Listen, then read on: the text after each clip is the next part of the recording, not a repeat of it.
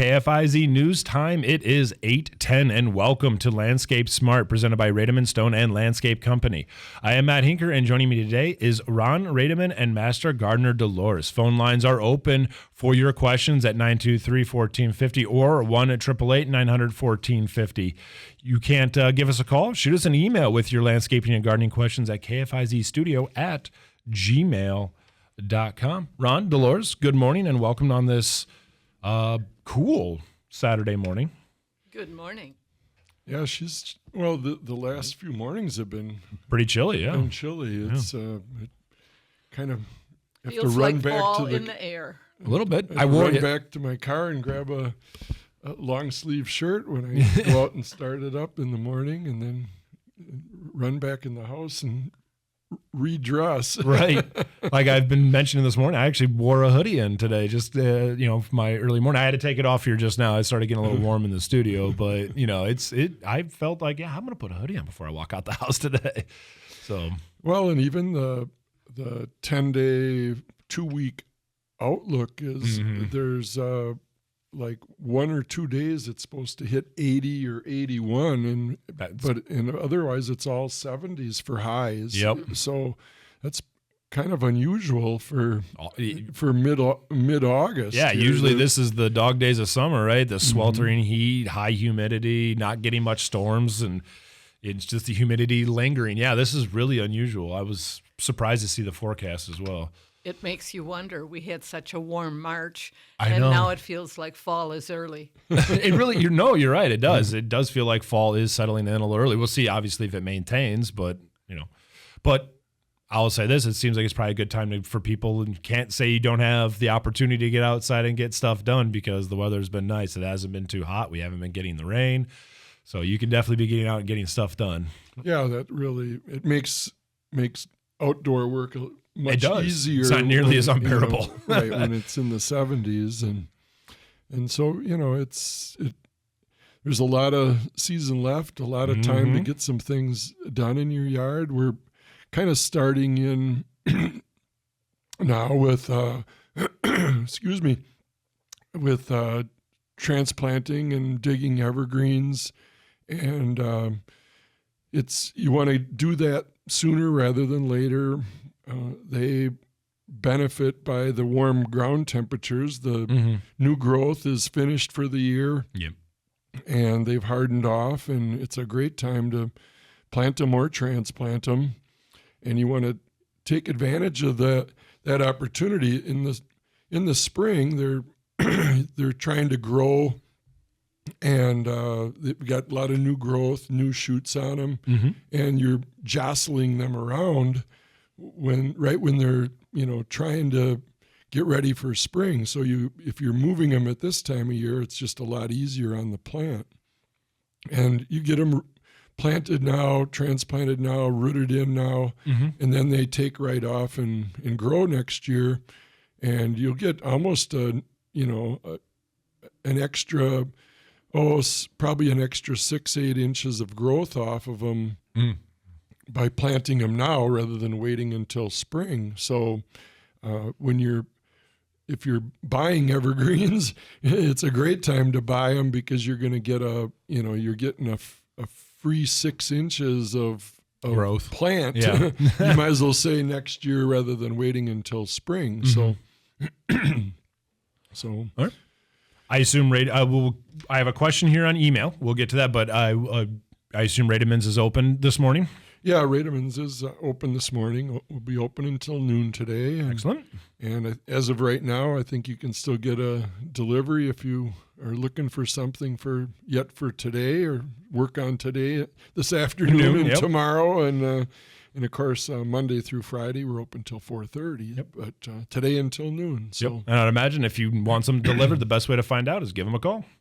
Yeah, 920-922-7612. Excellent.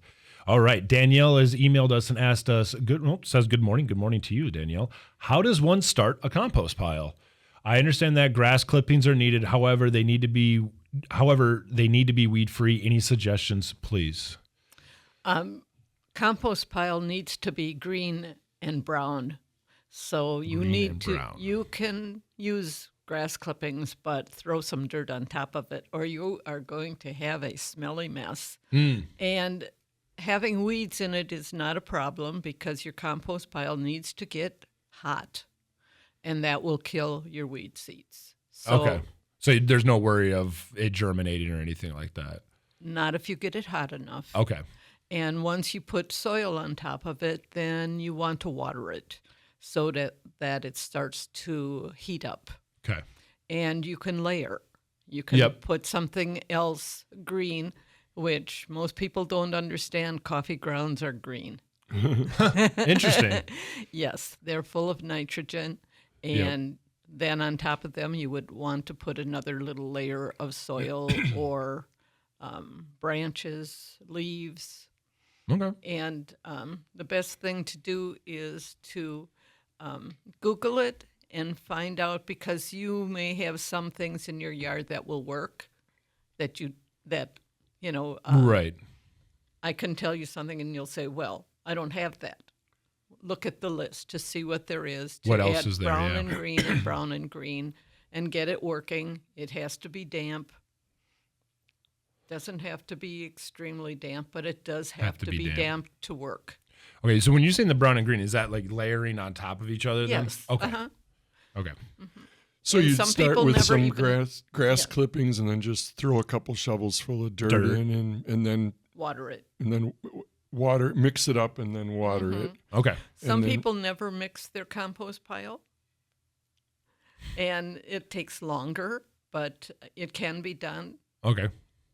So composting is something I want to start looking into, but I just haven't both had the time or and whatnot. So I'm kind of glad Danielle emailed us because Right. I'm incredibly interested. So People will put their carrot tops, Yeah, and things like that yeah. in it.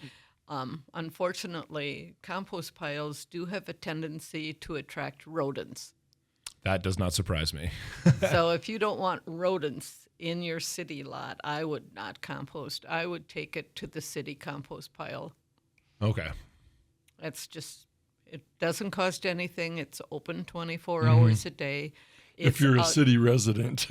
Right. Oh, yeah. Right. But Yeah. if you live in the country, you probably have more space to Yeah, compost.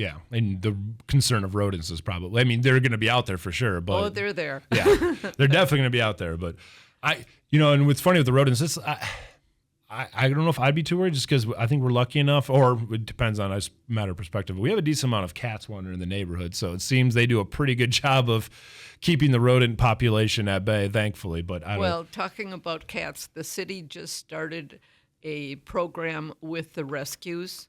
oh, really? Yes, and they the rescues are catching cats and Okay. getting them fixed, and the city is helping to support that with money.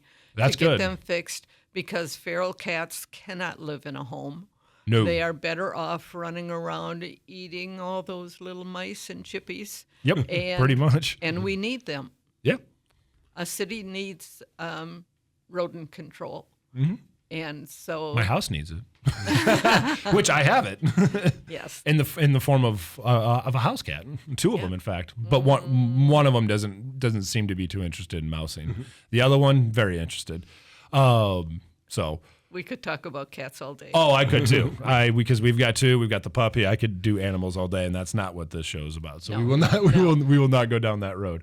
But back to composting. When people make a pile, like, is it just you just make essentially like a pile in an open area, or do you put it in something? Do you leave it in the sun? Because you mentioned it wanting to Yes. get warm, so I'd imagine Yes, you want to the leave sun helps a lot. I would imagine. Okay. A lot. And a lot of people just do it on a pile so it's easier to turn. Some That's- people kind of cage it. Okay. It needs airflow. That makes sense. Yes. And so some people just use pallets, 4 pallets, Oh, okay. and that will get airflow and it will kind of hide your pile a little bit. Mm-hmm. And depending on how you put them together, you can move it out and turn your pile. Okay. Another good thing to compost to mix in would be like spent wood chips or Yes. bark mulch. After it's, well, if you're putting, well, let's just say you've got a handful of trees in your yard, you put bark mulch around them, and then after about 2 years, it's best to clean that old mulch away. It's old. It's kind of faded. Put that into the compost, and then put fresh mulch down, because mulch turns into soil Yeah. over a 2 or a 3 or a 4 year period. So every 2 or 3 years, you should clean all that old mulch away. Otherwise, it acts as as if you're planting your trees too deep. You're suffocating them. You're turning a porous wood chip mulch into soil, which is much more absorbent. And then you're raising you're actually harming your trees more than you're helping them at that point in time. So after a couple years, it's okay to add 1 year or add a second year, but then go back and start over completely about every 2 or 3 years. Another thing is to add some fertilizer to your compost pile. It will help heat it up. Oh, it'll help heat it up. Okay. Any particular blend, like 10-10-10, 5-5-5, or anything like that in terms of the fertilizer, or recommended, or does it not really matter that much? It probably depends on what you're putting in the compost pile. Okay. And I would have to Google that. That's get okay. A better answer than that's that. fine. I don't know that it would matter too much. I wouldn't think so. And you aren't really adding much No. at that point, really, either, so it isn't going to make a big difference. Okay. And it sounds like it's just to maybe get a thermal process going, essentially, then? Okay. So, I'm totally ignorant to composting, so that's why I have a myriad of questions, because... this is actually a really good question. It is. Right. I completely agree. I'm glad and you probably would not get rodents if it gets hot. Yeah, they don't want 160 degrees. They're not going to live in that. No, that doesn't sound. No, they want probably some warmth, but that's a little too warm for them even. Yeah. So, one thing you have to be if you start using leaves in it, it takes longer to compost or to break down. If you're just using a blend of spent wood chips, grass, and soil, and the spent wood chips mulch kind of acts as the soil in a compost also. Right. So you can get by if you don't have any soil. It's brown and green. Right. If you don't have excess soil, use your 2 and 3 and 4 year old wood chips as your brown, as Delores says, and then, but if you start mixing leaves in it, it's going to take more time, because leaves will take 3 or 4 years to break down, depending on the leaves. Depending on the species of tree. Yeah. Yeah, because if you have a smaller leaf, like an elm leaf, or even a maple, an autumn blaze maple leaf would break down probably in 2 years, where a Norway maple would take 3 or 4 years. So you have to be kind of careful of using those larger leaves that... In the fall, when you're cutting your grass and you have leaves down, the leaves will be more chopped up, and they're mixed with the green, and that would work very well in your compost pile. I bet. Yeah, that's a great point, Delores. If if they're chopped, you mulch it chop up, them, then you're fine. But because if you just rake a pile of them up and they just mat together, and you don't get water to run through it. No, they create almost like a blanket kind of. Exactly. Yeah. Exactly. Yep. All right. Good. Thank you. Yeah, great conversation here about compost. Great question, Danielle. Don't go anywhere though. You're listening to Landscape Smart, presented by Landscape. You're listening to Landscape Smart, presented by Rademann Stone and Landscape Company. There we go. It's a little tongue twister. It was this morning. Yeah. Well, anyway, Rademann's open today until noon, Monday through Friday till 4:30. We're just 3 miles south of Fond du Lac. Then exit east on County B, right at the crest of the hill.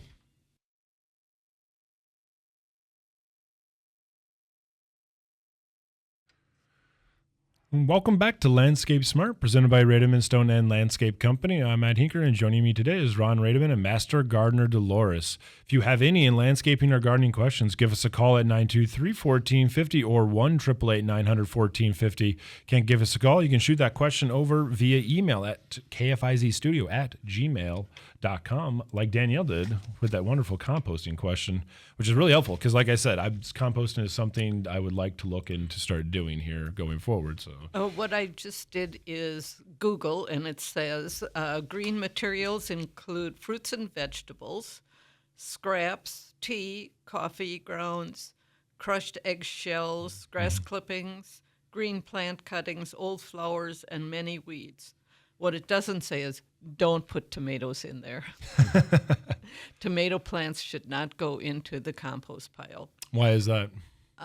Just because of their nature, they are poisonous. The leaves are supposed to be poison. Oh, okay. Now, brown materials include straw, paper, cardboard, dried leaves, woody prune, and sawdust, but not from treated wood. So. Okay, sawdust, but not from treated wood, which right. that makes sense. No meat products. Yeah, I didn't figure that. No, you might have vegetables left over, but if it had butter on it, you wouldn't want to put that in there. Oh, okay, yeah, Sure. that makes sense. Probably, so you probably really wouldn't want anything cooked either. Like you'd probably just want it raw. Well, you could have cooked. Okay. It's halfway there. That's fair. I guess you have already started the decomposition process, haven't you? Right. All right, I tell you what. Actually, we'll turn to our phone lines right now. Great. You are on Landscape Smart with Ron and Delores. What's your name? And go ahead with your question. Hello? Well, I guess they'd. We're going to try again. We're not going to try again. But if you want to give us a call, do so, 923-1450 or 1-888-900-1450. You can ask Delores or Ron any landscaping questions. I guess you can ask me as well, but they're the experts. I was going to say, I think we're kind of be a little cautious. We are running up against some deadlines here now as we approach mid-August. So summer is coming to a close, isn't it? So you want to be, we're at the end of the time when you could be trimming evergreens, and most anything, you're better off now to, I guess if you'd run out there this afternoon, you'd be okay yet. But as we start moving into the middle and end of August, definitely no more trimming. The other thing you want to be real careful about is any of your like water soluble fertilizers. You don't want to be, when you're fertilizing with, those have, you're mixing it up with water and watering with a sprinkling can and things like that. And you're promoting growth generally over the next month or so. Mm-hmm. And you really don't want to be promoting a lot of new growth as we're going into the middle and end of September. Plants are supposed to be shutting down. Right. So, be careful that way. Again, if you're going to use water-soluble fertilizers, use them real soon, like this week, and that would be about the end of it. Yeah. Now, and we talked a couple weeks ago on, if you want to keep your annuals looking good, that isn't going to matter. Of course, you can water those, fertilize those, because they're going to freeze out anyway, but you don't want to promote or push any new extra growth out on most of your other, deciduous shrubs. Evergreens aren't going to really, arborvitaes are still growing, junipers are still growing, the pines, spruce, fir, those are all pretty much finished for the year. But there too, I guess I wouldn't try to promote arborvitaes and junipers. A lot of new growth going into September either. Yep. So, right. Your perennials like to store their sugars going down to the roots this time of year. And if you're promoting growth with fertilizer, now it's sending it the wrong direction. And you risk losing your perennials if you didn't let them have their sugars to rest for the winter to keep them alive. So another thing we're coming up on here right now, this is really the best time to do some, if you're going to do any lawn seeding, grass seeding, lawn repair, new lawns. It's been, dry here now the last 3 or 4 weeks, but it's going to switch around here again, and you want to be, so it'd be a great time to work, to work the soil, to get it ready and get it planted. We've found through the years that your best lawns are the ones that if you do it in late August, you try to wait for the perfect week in September, and then it starts raining and you miss your opportunity, and pretty soon it's the end of September, and now it's gone. Now you've lost the best opportunity. As with a lot of things in life, it's always better to do them a week early than a week late. And in growing grass is one of them. You can always water a little bit extra if you need to. Right. But you can't go the other way. If your soil's all muddy, it isn't going to work well for planting and working the soil up to get your seed in the ground. Would you recommend then step 3 if you are doing that here, or would you do step 2 still? Definitely not step 2. Okay, I didn't think so. With new lawns, actually, like more of a lawn starter fertilizer would be best. That's going to be more balanced. It's going to have more phosphorus. It's in addition to it's generally like lower in nitrogen and higher in phosphorus and potash. So you want to definitely use a lawn starter fertilizer, which is more balanced than a lawn fertilizer, right? Which is all nitrogen for the most part, and no phosphorus at all, because that helps develop a stronger root system, and you'll end up with a much better lawn if you use the starter fertilizer. Okay. Because I do plan on I actually have been ever since my lawn got torn up to do work.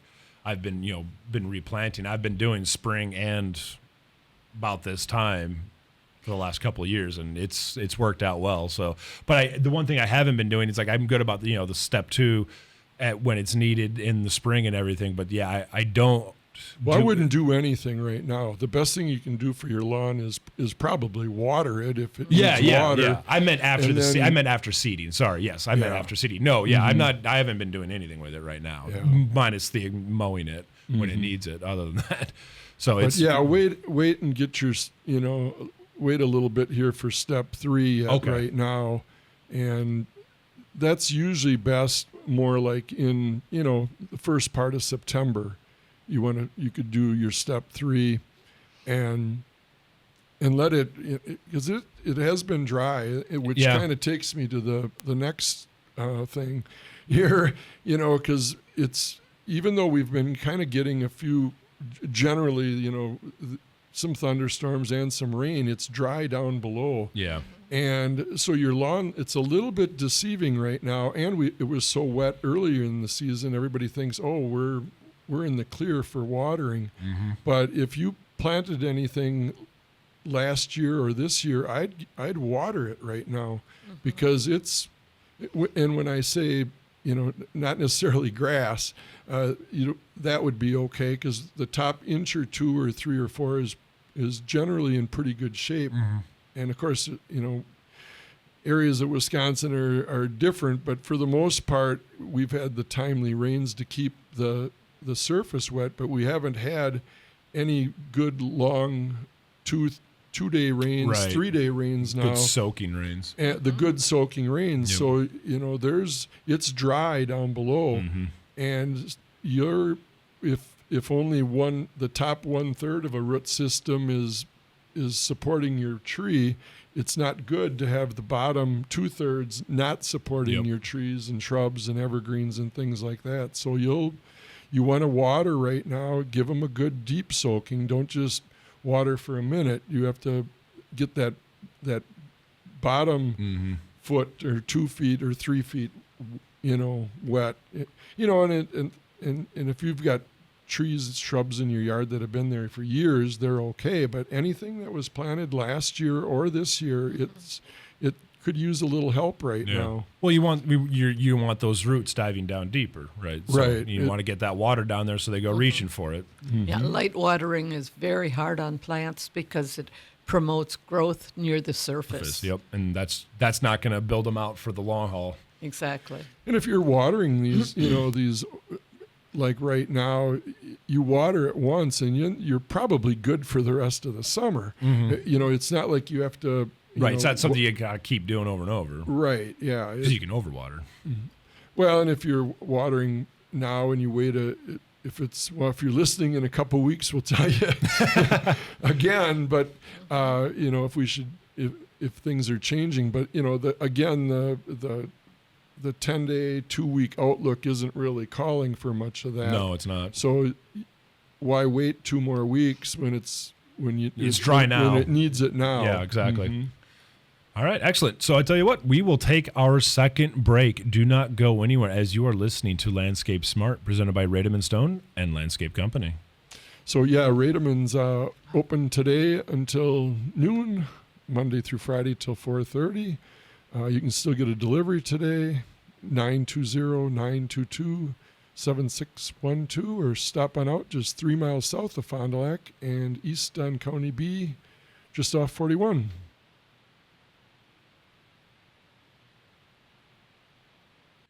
All right, welcome back to Landscape Smart, presented by Rademann Stone and Landscape Company. I am Matt Hinker, and joining me today is Ron Rademann and Master Gardener Delores. Phone lines are open for your gardening and landscape questions. Give us a call at 923-1450 or 1-888-900-1450.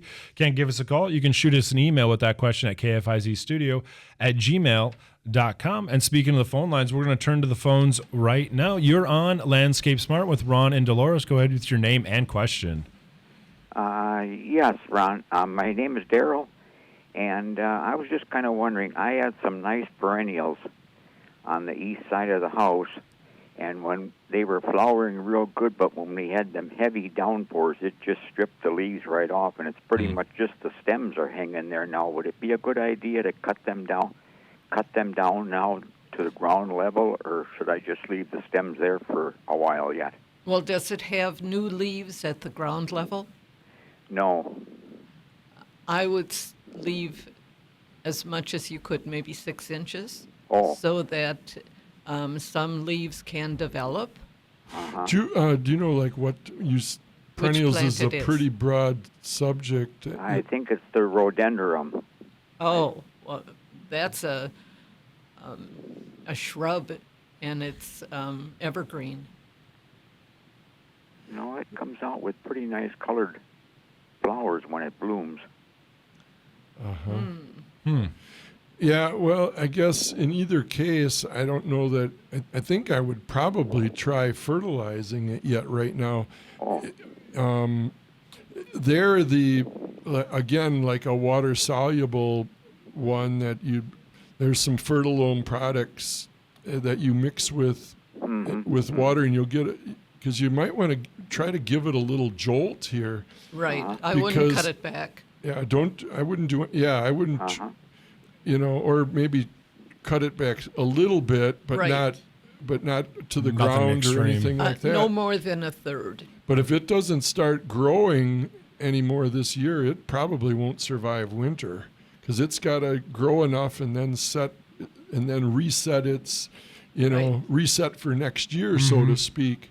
So I'd get some fertilizer on it, real quick and water it and see if you can't get them to start growing again. Yeah, I've got some water soluble 20-20-20. Perfect. Yep. Yeah. Yep. That's what you want to do. Just mix that up in a 5-gallon bucket or sprinkling can, and then do that and water it a little bit more, and then wait a couple 3 days. Next Tuesday or Wednesday, water it again, and maybe even give it a little more.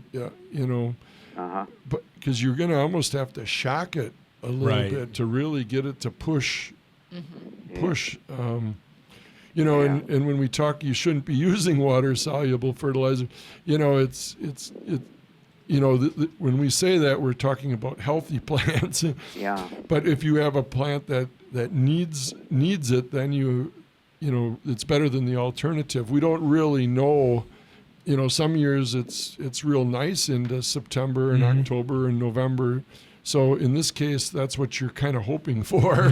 Yeah. No, they flowered real nice, Uh-huh. And but when we had that heavy downpours, the leaves, it just stripped the leaves right off, and just the leaves were just laying there, because when it rained, it would come down, big time. And I don't know how tech savvy you are, but if you could take a picture and email it into us, that might help us too. Or even if you do it during the week and then we have it for next Saturday morning, that would, if you can't quite, because you'd have to get it figured out in about the next 10 minutes.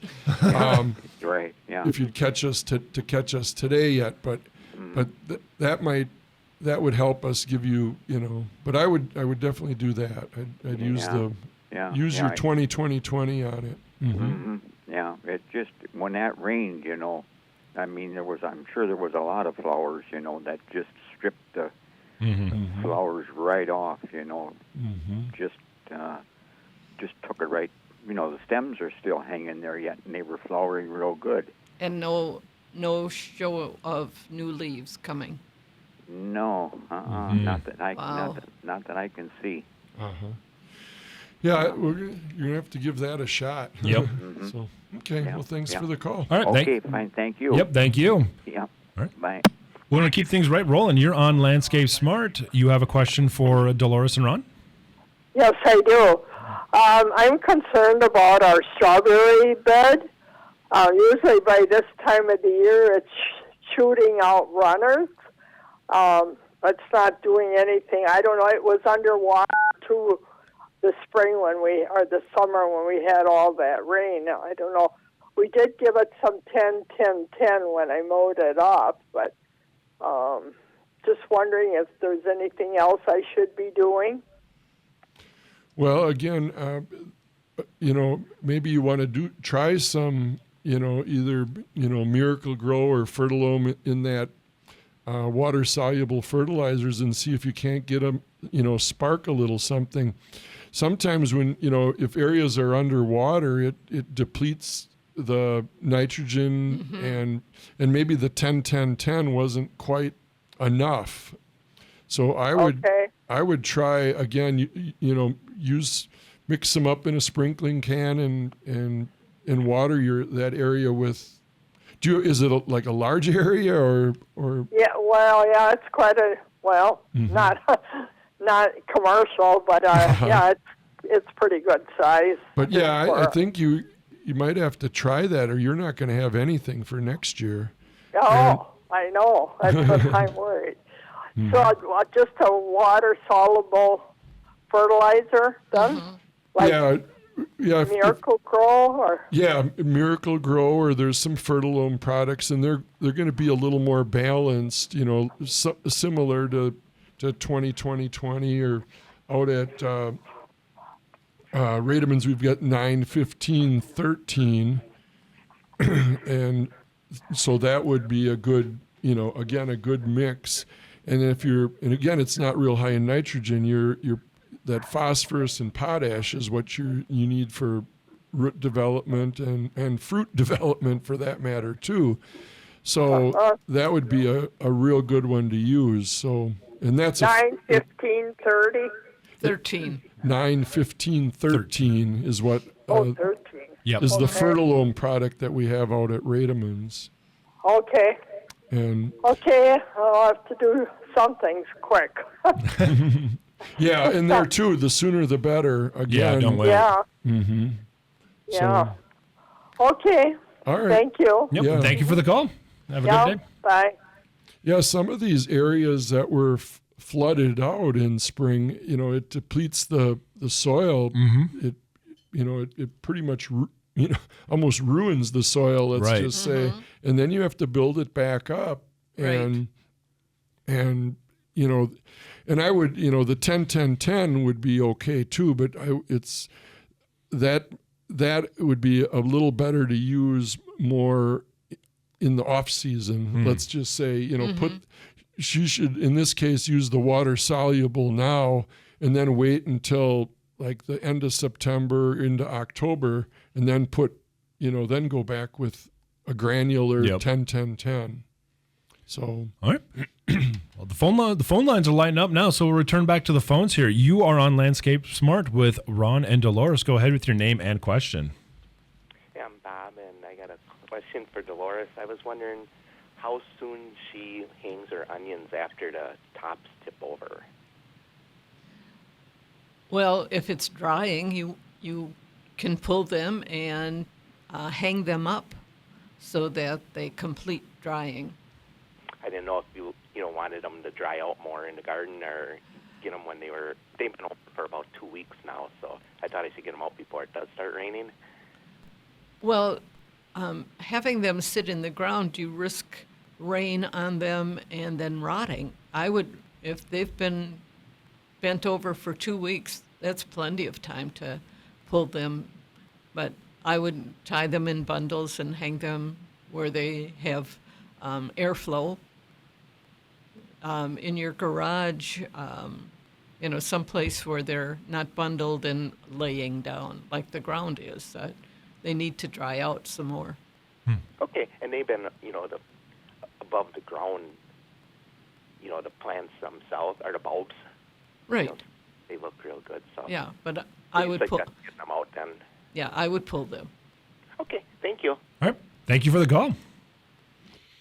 Yeah, it's kind of one of those things, again, like, all of a sudden the pattern changes and then it starts, we do get in a few wet days, and so you right. might as well jump on it now while it's right. Mm-hmm. You get these plants in the ground and you get them going, and suddenly you have to trim everything.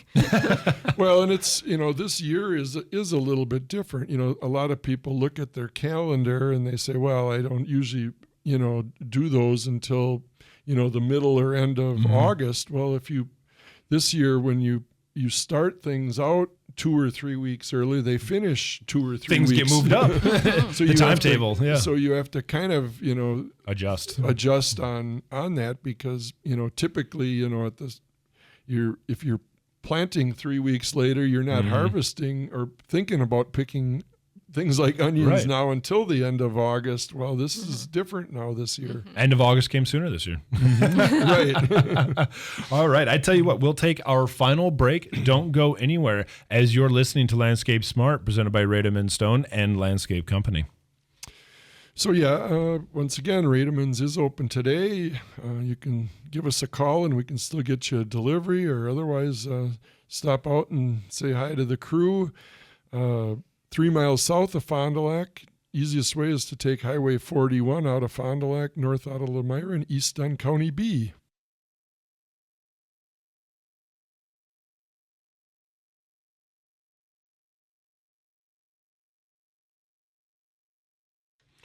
All right. Welcome back to the final segment of Landscape Smart, presented by Rademann Stone and Landscape Company.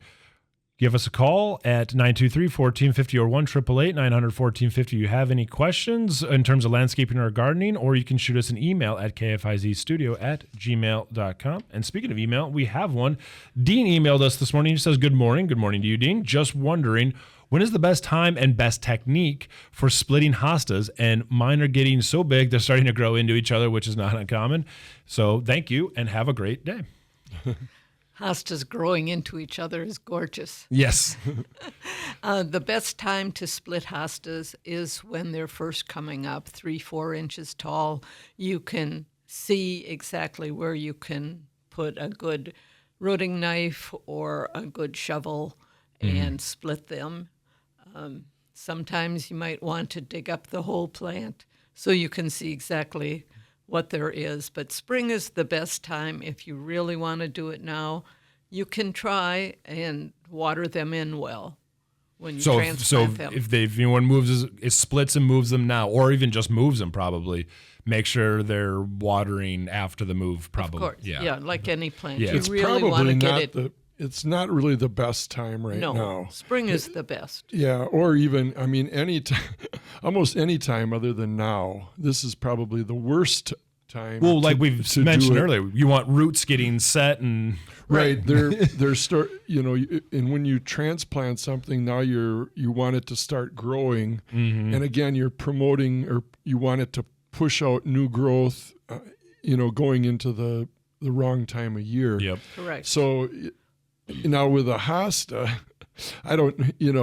They are hardy. They're about as tough as it gets. Yep. So it would probably still work with a hosta, but I If wouldn't you've got try some it with expensive anything. ones, you might not want to try it. Right. Yeah. They're getting to be very expensive. Yeah, and And- there's all sorts of pretty wild variants out there. Oh. Yeah. But yeah, and There's so it'll many. I work know. so much better if you wait In the until spring. spring. Yeah. Right Right. as you can start to see those eyes pop out, that would be ideal.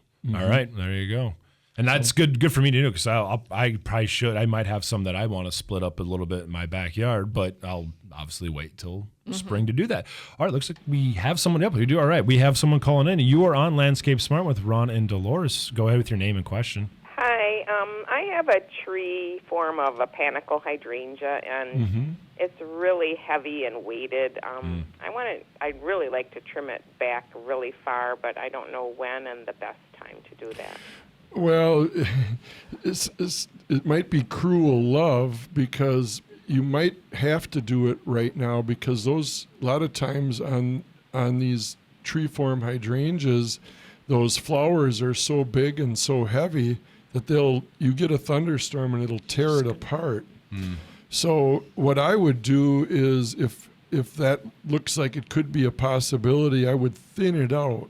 Okay. Don't just shear all the flowers off. Go in there, and where there's a fork and you've got 3 new shoots coming out, each with a flower on, cut one of the 3 off, and then Okay. go to the next little branchlet and cut one of the 3 off, and then go to the next one and cut one of the 2 off, and just open that plant up a little bit, take some of the weight off, take some of the stress off of it. And it's just so tempting, and it's heartbreaking Yeah. to do this, but you a lot of times you have to do it for the survivability of the plant, because if part of that would break off and you'd lose half of it, well, then you're starting over from scratch. Right, yeah. So, don't be afraid to do that. And again, in a case like this, you have to kind of pick your poison, so to speak. It's not really the best time to be trimming plants, but for the safety and the best long term for that plant, it would be better to thin it out and get some of those flowers out of there. Okay. And you shouldn't have to do a lot, even if you take, if there's 100 blossoms on it and you take 20 out, that would help a lot. Okay. And then in the spring, would that be the best time to really clean it out better? Yeah, you could do that too. Clean it out again one more time, and then of course you're tipping all those.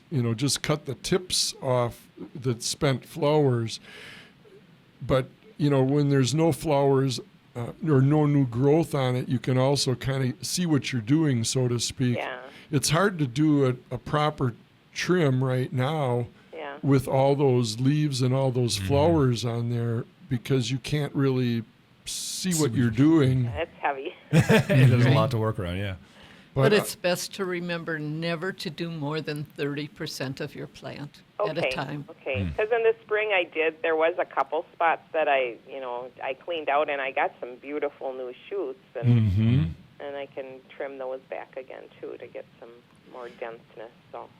Yeah, and you got to, like Delores said, if you cut it back too harsh, then you're going to get a lot more new shoots and a lot more flowers next year. That's not good either. Okay. So don't be, Not too aggressive. not too aggressive in the spring. Perfect. So, all right, thanks. A Thank good you for the time- call. A very Have a good good, timely question. Yes. Because Perfect. yeah, you got to be careful. Save your hydrangeas.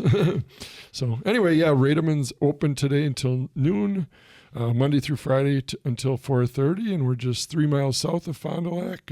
Take Highway 41 to County B, and just east on County B by a quarter mile. Excellent. And it's a good time to get out and do that stuff. So run out to Rademann's right now and get what you need, because the weather is begging for you to get outside. Ron, Delores, thank you so much for joining us.